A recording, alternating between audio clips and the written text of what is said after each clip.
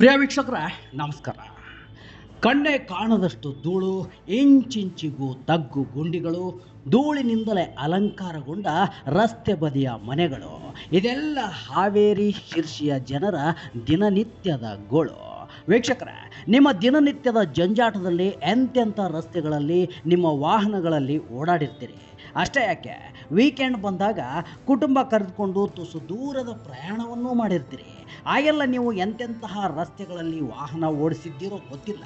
ಆದರೆ ಈಗ ಈ ವಿಡಿಯೋದಲ್ಲಿ ಕಾಣಿಸ್ತಿದೆಯಲ್ಲ, ಈ ರಸ್ತೆಯಲ್ಲಿ ಮಾತ್ರ ಓಡಾಡೋ ಧೈರ್ಯವನ್ನು ಮಾಡಬೇಡಿ. ಚಿಕ್ಕ ಚಿಕ್ಕ ಮಕ್ಕಳನ್ನು ಕರೆದುಕೊಂಡು, ವಯಸ್ಸಾದವರನ್ನು ಕರೆದುಕೊಂಡು ಹೋಗುವಂತಹ ರಸ್ತೆ ಇದಲ್ಲ. ಅದರಲ್ಲೂ ಗರ್ಭಿಣಿ ಹೆಂಗಸರೇನಾದರೂ ಇದ್ದರೆ ಅವರನ್ನು ಕರೆದುಕೊಂಡು ದಯವಿಟ್ಟು ಈ ಕಡೆ ಬರಬೇಡಿ ಅಂತ ರಸ್ತೆಯೇ ತನ್ನ ತಗ್ಗು ಗುಂಡಿಗಳಿಂದ, ಧೂಳಿನಿಂದ ಸನ್ನೆ ಮಾಡಿ ಹೇಳ್ತಿದೆ ಅನಿಸುತ್ತೆ. ಅಷ್ಟೊಂದು ಹದಗೆಟ್ಟು ಹೋಗಿರೋ ರಸ್ತೆ ಈ ಹಾವೇರಿ ಶಿರ್ಸಿ ನ್ಯಾಷನಲ್ ಹೈವೇ ರಸ್ತೆ. ಇದು ಸರಿಸುಮಾರು 5 ವರ್ಷದಿಂದ ಕಾಮಗಾರಿ ನಡೀತಿದೆ. ಹಾನಗಲ್ ಬಳಿಯ 4ರ ಕ್ರಾಸ್ನಿಂದ ಶಿರ್ಸಿವರೆಗೂ ಅಂದರೆ ಅಂದಾಜು ಒಂದು 50 ಕಿಲೋಮೀಟರ್ ಇರಬಹುದೇನೋ. ಆದರೆ ಈ 50 ಕಿಲೋಮೀಟರ್ ರಸ್ತೆಯನ್ನು 5 ವರ್ಷದಿಂದ ಕಾಮಗಾರಿ ಮಾಡ್ತಿದ್ದಾರೆ ಅಂದರೆ ನೀವು ನಂಬಲೇಬೇಕು. ಅದಕ್ಕೆ ಪ್ರತ್ಯಕ್ಷ ಸಾಕ್ಷಿಯೇ ಈ ಜನರು. ಕಾಮಗಾರಿ, ರಸ್ತೆ ಕಾಮಗಾರಿ ಆದರೆ ಸಂಪೂರ್ಣವಾಗಿ ವಿಫಲ ಆಗಿದೆ. 4-5 ವರ್ಷದಿಂದನೂ ಕೊರೋನಾ ಬಂತು. ಅದರ ನಂತರ NOC ಸಿಗಲಿಲ್ಲ, ನಮಗೆ ಮರ ಕಟ್ಟಿಂಗ್ ಆಗಿಲ್ಲ, ಅದಾಗಿಲ್ಲ ಇದಾಗಿಲ್ಲ ಅಂತ ಯಾವುದೇ ಮೇಂಟೆನೆನ್ಸೇ ಮಾಡಿಲ್ಲ. ತುಂಬ ಹೊಂಡಗಳು ಬಿದ್ದು ಮಳೆಗಾಲದಲ್ಲಿ. ಆಮೇಲೆ ಜನ ಎಲ್ಲ ಗಲಾಟೆ ಮಾಡಿದ ಮೇಲೆ ಕಲ್ಲು ಮತ್ತು ವೆಟ್ ಮಿಕ್ಸ್ ಮಾಡ್ಕೊಂಡು ತಂದು ಹಾಕಿದ್ರು, ಅದು ಬಗೆಹರಿದಿಲ್ಲ. ಬೇಸಿಗೆಯಲ್ಲಿ ತುಂಬ ಧೂಳು, ನೀರು ಹೊಡಿತಾ ಇರಲಿಲ್ಲ. ನಾವು ಮನೆಯಿಂದ ನೀರು ಹೊಡೆದು ಏನೇನೋ ಮಾಡಿ 4 ವರ್ಷ ಕಳೆದ್ವಿ. ನೋಡಿ ಇಲ್ಲಿ ಎಲ್ಲ ನೆಟ್ಟು ಅದು ಪ್ಲಾಸ್ಟಿಕ್ ಎಲ್ಲ ಕಟ್ಕೊಂಡು ಬದುಕೋಂಥ ಪರಿಸ್ಥಿತಿ ಬಂದಿದೆ.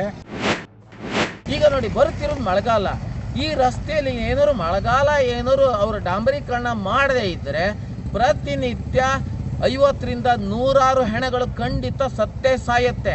ಅಲ್ಲ ನೋಡ್ರಿ, ಅವರು ಗುಡ್ಡಗಳನ್ನು ಎಸೆದಿದ್ದಾರೆ. ಏನು ಅಂಕೋಲದಲ್ಲಿ ಕಳೆದ ವರ್ಷ ಶಿರೂರದಲ್ಲಿ ಏನು ಗುಡ್ಡ ಕುಸಿತ ಆಯ್ತಲ್ವ, ಅದೇ ಪ್ರಕರಣ ಇಲ್ಲ ಆಯ್ತು ಅಂತ ಹೇಳಿದ್ರೆ ಶಿರ್ಸಿ, ಹುಬ್ಬಳ್ಳಿ ಹಾಗೂ ಬೆಂಗಳೂರು ರಸ್ತೆ, ಹಾವೇರಿ ರಸ್ತೆ ಸಂಪೂರ್ಣ ಪೂರ್ತಿ ಬಂದಾಗತ್ತೆ. ನಾವು ಈ ಹಿನ್ನೆಲೆ ನಾವು ಹೇಳ್ತಿರೋದು ಏನು ಕೇಳಿದ್ರೆ, ಈಗ ಶಾಸಕರ ಗಮನಕ್ಕೂ ತಂದಾಗಿದೆ. ಅವ್ರು ಕೇಳಿದ್ರೆ ನಮ್ಮ ಗಮನಕ್ಕೆ ಬರಲ್ಲ, ಸೆಂಟ್ರಲ್ ಗೌರ್ಮೆಂಟ್ ಗಮನಕ್ಕೆ ಅಂತಾರೆ.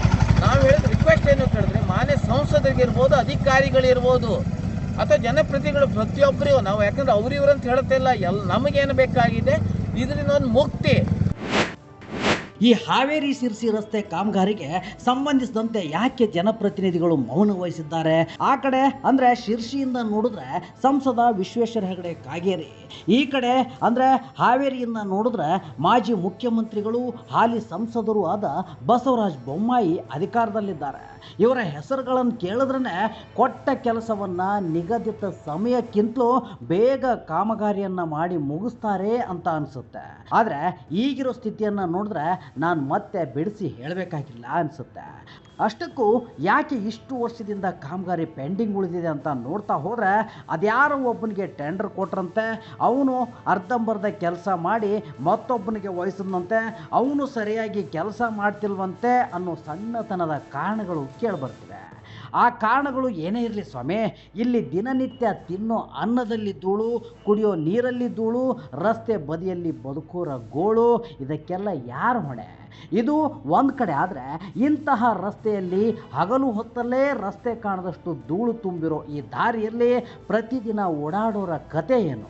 ಅಪಘಾತದಲ್ಲಿ ಅನಾಹುತಗಳಾದರೆ ಅವರ ಜೀವಕ್ಕೆ ಯಾರು ಹೊಣೆ?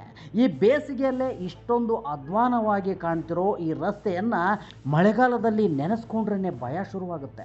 ಅಲ್ಲ ರೀ, ನನಗನ್ಸೋದು ಬಹುಶಃ ಈ 5 ವರ್ಷದಲ್ಲಿ ಇದಕ್ಕೆ ಸಂಬಂಧಪಟ್ಟಂಥ ಅಧಿಕಾರಿಗಳಾಗಲಿ, ಜನಪ್ರತಿನಿಧಿಗಳಾಗಲಿ ಈ ರಸ್ತೆಯಲ್ಲಿ ಯಾರೂ ಓಡಾಡೇ ಇಲ್ವಾ? ಕಳೆದ ಫೆಬ್ರವರಿಯಲ್ಲಿ ಶಿರ್ಸಿ ಜಾತ್ರೆ ನಡೀತು, ಅವಾಗಲಾದರೂ ಸರಿಯಾಗಬಹುದು ಈ ರಸ್ತೆ ಅಂತ ಜನರು ಕಾದು ಕುಳಿತಿದ್ರು.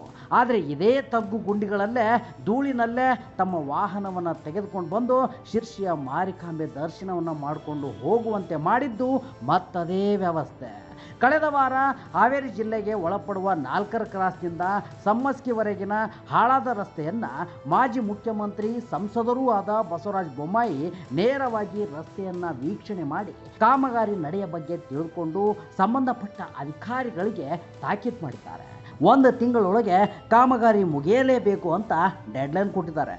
ಇದು ಈ ಕಡೆಯಿಂದ ಆಯಿತು. ಆ ಕಡೆಯಿಂದ ಬಹುಪಾಲು ದೂರದ ರಸ್ತೆಯನ್ನು ಹೊಂದಿರೋ ಶಿರ್ಸಿಯ ಸಂಸದರು ಕಾಗೇರಿಯವರು ಈ ರಸ್ತೆಯ ವೀಕ್ಷಣೆ ಮಾಡಿದ್ದಾರೋ ಇಲ್ವೋ ಗೊತ್ತಿಲ್ಲ.